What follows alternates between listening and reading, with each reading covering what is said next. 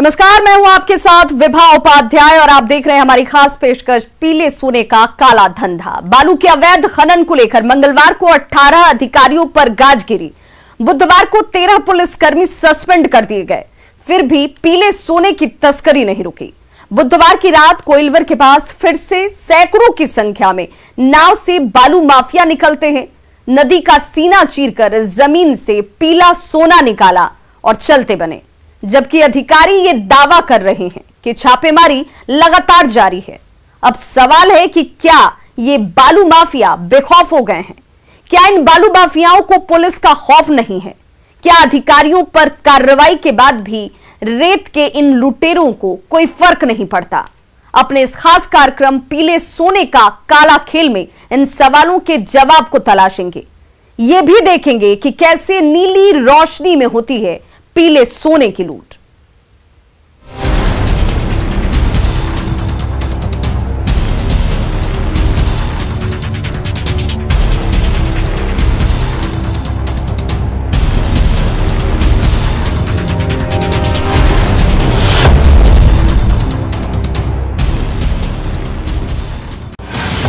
काला कारोबार,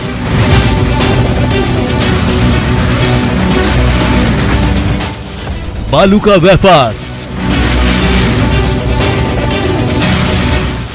रात में होता रेत का धंधा,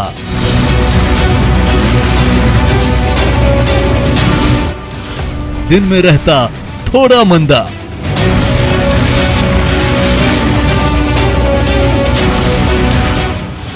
सौदागर इसके बाहुबली।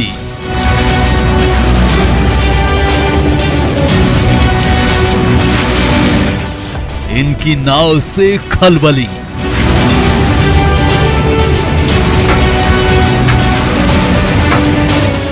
नदियों में है बोट ही बोट।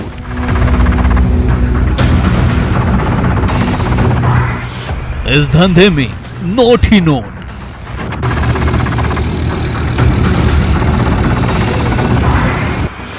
पुलिस इनकी पॉकेट में।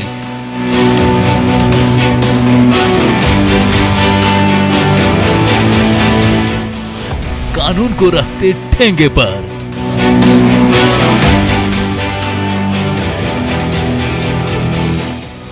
पीले सोने का काला धंधा। तो सरकार ने अवैध बालू खनन को लेकर बहुत सख्त रुख अख्तियार किया हुआ है।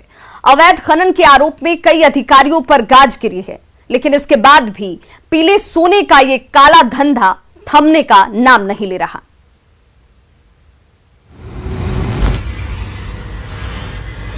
लगभग 4000 सूट।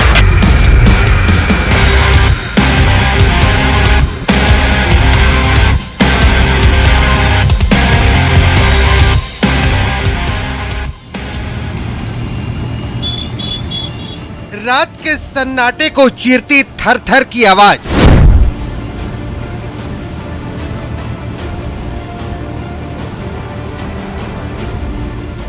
और नदी का सीना चीरकर आगे बढ़ती ये बोट।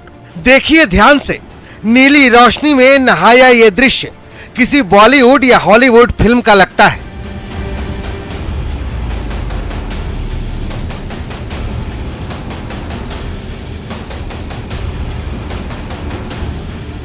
लेकिन ऐसा नहीं, रोमांच पैदा करती ये तस्वीरें।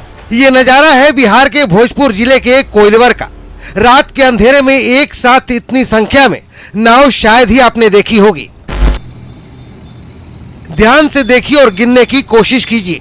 1 2 3 4 5 6 7 8 9 10 11 12 13 14 15 16 17 18 19 और 20 ही नहीं, 40 भी नहीं, 50 भी नहीं, 60 भी नहीं।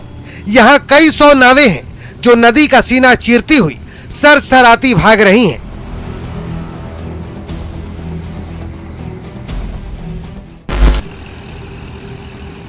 इन तस्वीरों ने आपके मन मस्तिष्क में भी खलबली मचा दी होगी।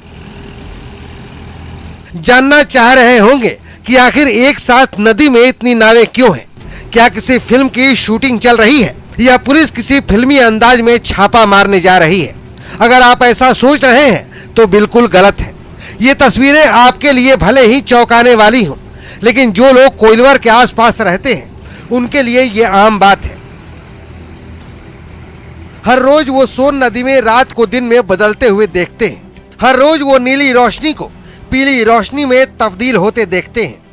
जैसे ही 6 बजता है, 6 बजे के बाद पूरा लाइन लग जाता है, मतलब कहीं भी कुछ नहीं, पूरा रोशनी ही रोशनी दिखता है। पोकलेन से बहुत तरह के आगे चल के पूरे सब जगह लोड होते हैं और रात भर 4 बजे भोर तक होते हैं। अगर अब भी नहीं समझे तो जान लीजिए, ये कोई और नहीं, ये रेत के लुटेरे हैं जो नाव पर सवार होकर आते हैं, सोन नदी में रेत की लूट मचाते हैं और उसे दिन के उजाले में पीला सोना बनाकर बेच देते हैं। पूरे रात्रि में 1000 की संख्या में, 500 से 1000 की संख्या में प्रतिदिन नावें अपना बालू उत्खनन करके चलती है और डोरीगंज वगैरह विभिन्न जगहों पर अपना माल सप्लाई देता है।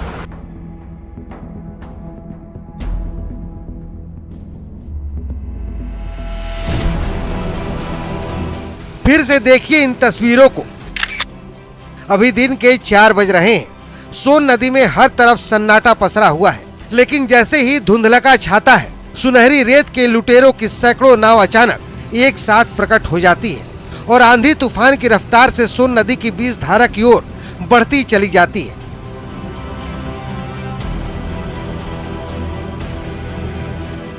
न प्रशासन का खौफ है, न पुलिस का डर।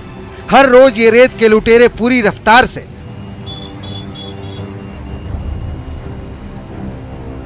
नदी की धारा को चीरते हुए नदी में गड़े खजाने की तलाश में निकल पड़ते हैं। एकदम नाव 6:45 से स्टार्ट हो जाती है और रात में 4 बजे तक एकदम भोर में तक रहती है। लगातार जी, ये खनन होते रहा जी, पोकलेन से सब चीज से, और नहीं है तो डंटा बांध के अपना उस तरह से नाव में भरा जाता है। कितनी क्षमता होती है? लगभग 15 फीट के लगभग 12 फीट ही लगभग होते हैं जी। कई ट्रकों में भरा जा सकता है। जी, कई ट्रकों में। सोन नदी की धारा के ऊपर घर घर करती दौड़ भाग रही बालू तस्करों की ये नाव 6 लेन ब्रिज होते हुए दक्षिणी दिशा की तरफ उस जाने पहचाने ठिकाने की ओर बढ़ जाती है, जहां नदी की 20 धारा में सुनहरी रेत का वो खजाना गड़ा हुआ है जिस पर इन लुटेरों की बुरी नजर है।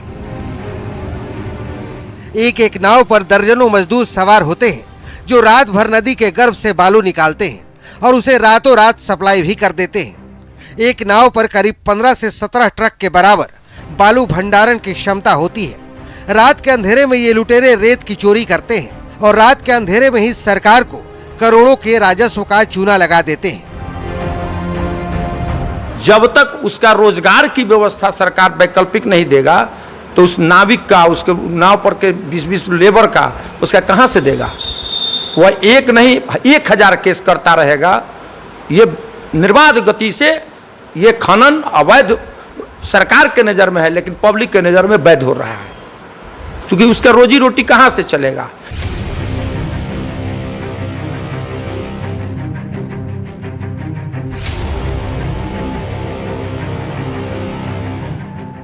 लोग बताते हैं कि सूर्यास्त के बाद जैसे ही अंधेरा छाता है, सोन नदी में उत्तर दिशा की ओर से हजारों नाव कोइलवर क्षेत्र में प्रवेश करती है, जो कि नए 6 लेन ब्रिज होते हुए पुराने कोइलवर पुल को पार करती है और दक्षिण दिशा में छपरा की ओर बढ़ जाती है। प्रशासन चाहेगी और आज भी छपरा और सारण में 500 से 1000 ट्रक चलता रहेगा, नाजायज। यहाँ जो बालू नाव पर लोड होते हैं वो कहाँ जाते हैं? बिहार में खपत होता है, इसके अलावा यूपी में खपत होता है। मतलब कहाँ बेचते कहाँ है उसको? बेचने वाले वहाँ बहुत से लोग बिचौलिया खरीदने वाले हैं। सोनपुर के दियारा में, उत्तर प्रदेश बैरिया में वगैरह वगैरह जगह पर, वैशाली में। एक नाव पर यहाँ पर केवल भोजपुर और पटना और सारण के लेबर थोड़े हैं, इसमें खगड़िया, फारबिसगंज, मधेपुरा सभी जगह के लेबर आते हैं। अवैध खनन को लेकर कई बार बड़ी कार्रवाई भी हो चुकी है, लेकिन रेत की तस्करी का खेल थमने का नाम नहीं ले रहा है। छापेमारी के दौरान ये पकड़ी गई ये करीब 1 दर्जन से ज़्यादा नावें हैं, जहां पर अभी भी पुलिसकर्मी यहां पर छापेमारी करके आए हैं। अभी 6 बालू माफियाओं को अभी गिरफ्तार किया गया है, जहाँ पर भोजपुर पुलिस की स्पेशल टीम लगी हुई है। लगातार छापेमारी की जा रही है। ये जो आप नावें देख रहे हैं, ये सारे नावें छापेमारी के दौरान जब्त की गई है। बताया जाता है कि जो पूर्व में भी जो नावें जब्त की गई थी, वो बालू माफियाओं द्वारा रात के अंधेरों में उसे लेकर फरार हो गए थे, जिसके बाद यहाँ पर जब भी छापेमारी होती है, जब भी नावें जब्त होती है, यहाँ पर स्पेशल टीम को तैनाती कर दी जाती है।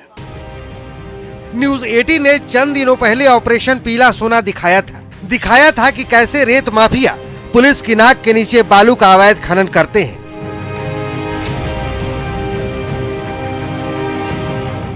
इसके बाद सरकार ने अब तक की सबसे बड़ी कार्रवाई की। 2 आईपीएस अधिकारी सुधीर कुमार पोरिका और राकेश दुबे समेत 18 पुलिस और प्रशासनिक अफसरों को तत्काल प्रभाव से निलंबित कर दिया। इसके एक दिन बाद ही 4 इंस्पेक्टर और 9 सब इंस्पेक्टर को भी निलंबित कर दिया गया। फिर भी बालू का अवैध खनन नहीं रुक सका।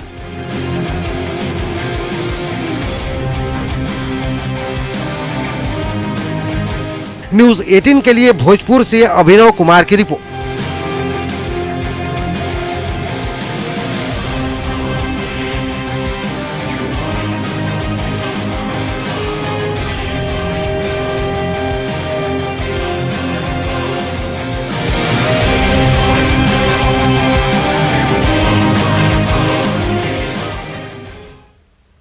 न्यूज 18 बिहार झारखंड पर ऑपरेशन पीला सोना दिखाए जाने के बाद सरकार ने पहले 18 अधिकारियों और कर्मचारियों पर कार्रवाई की और फिर उसके अगले ही दिन 13 और पुलिस वालों पर गाज गिर गई। लेकिन बालू का अवैध खनन इसके बाद भी नहीं रुका।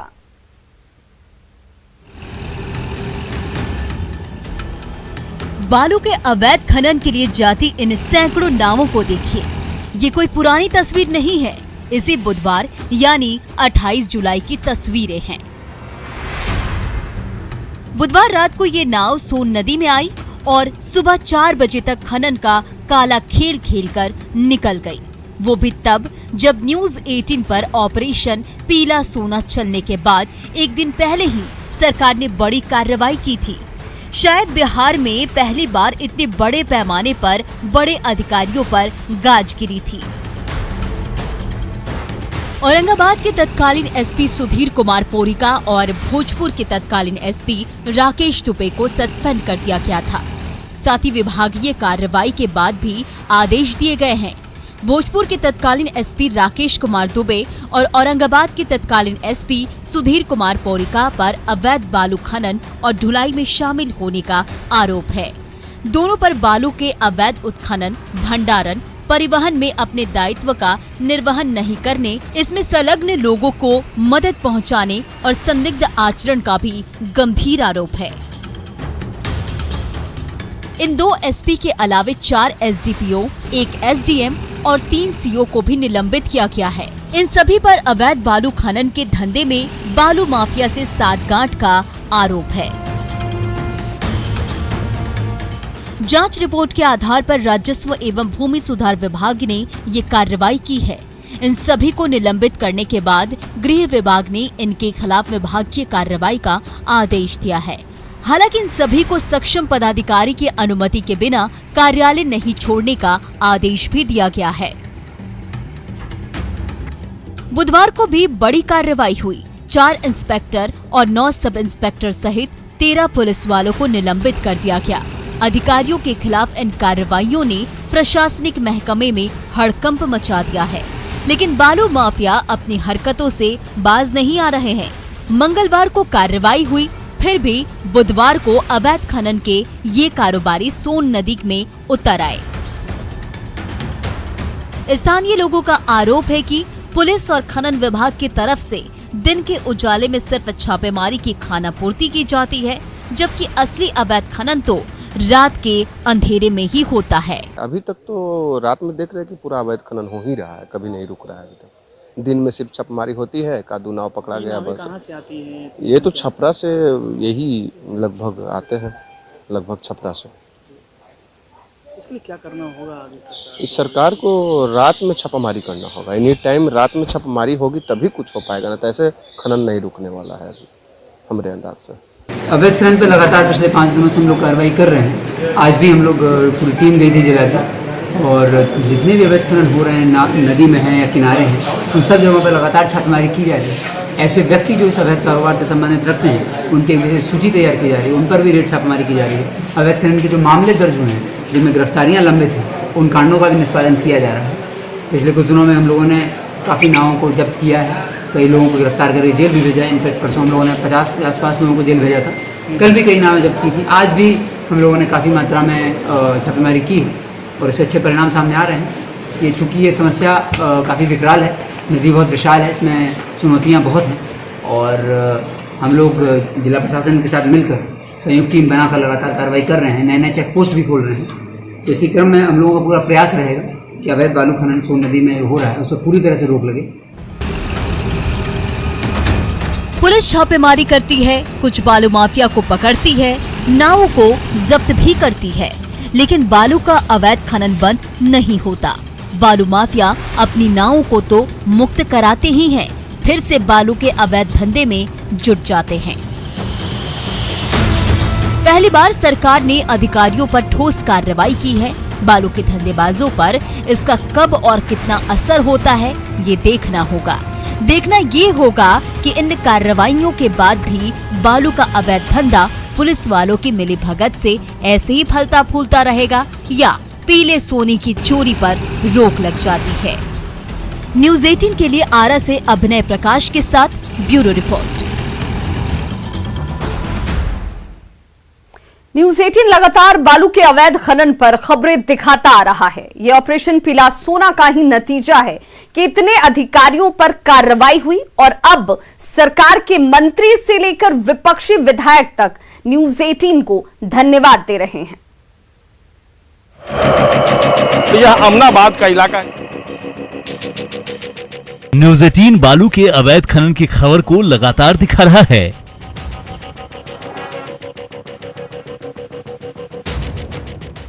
हमारे ऑपरेशन पीला सोना का असर है कि सरकार एक्शन में है और मंत्री जनकराम खुद न्यूज़ 18 को थैंक यू कह रहे हैं।